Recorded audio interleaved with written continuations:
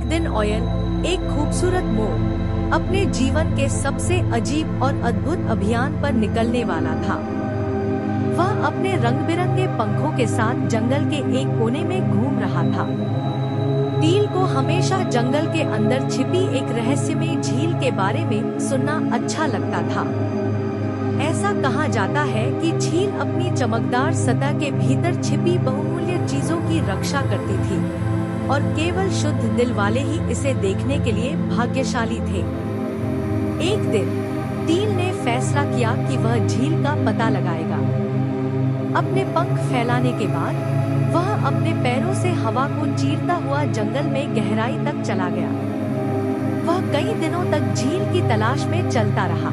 रास्ते में उसे रंग बिरंगे फूल, सुगंधित पेड़ और पक्षी तो मिले, लेकिन झील का कोई संकेत नहीं मिला।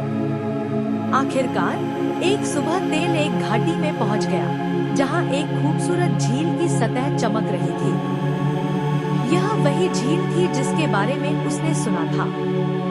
झील का पानी इतना साफ था कि नीचे सब कुछ साफ था और उसका रंग आसमान जैसा नीला था।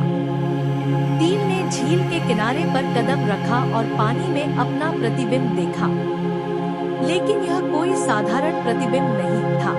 इसका प्रतिबिंब एक विशेष चमक के साथ झील में दिखाई दिया। उसने झील की गहराई में कुछ चमकती हुई वस्तुएं देखी, जैसे सोने के सिक्के और रंगीन पत्थर। यह क्या है? टील ने आश्चर्य से कहा।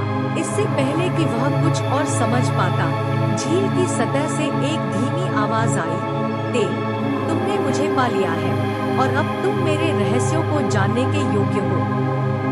चैती ने आश्चर्य से झील की सतह को देखा। आप कौन हैं? उसने पूछा। मैं इस झील का रहस्य हूँ और मैंने आपके दिल की सच्चाई देखी है। यह झील आपको वह सब कुछ देती है जो आपको चाहिए, लेकिन केवल एक शर्त है, आपको हमेशा सच्चाई के साथ रहना होगा। मैं हमेशा सच बोलता हूँ और दूसरों के साथ ईमानदारी से व्यवहार करता हूँ, टील ने खुशी से कहा। झील की सतह चमकीली हो गई और चैती ने देखा कि झील में छिपा खजाना अब उसके सामने है।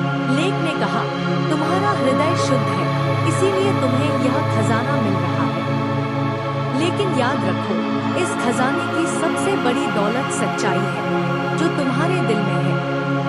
टील ने खजाना स्वीकार किया और झील को धन्यवाद दिया।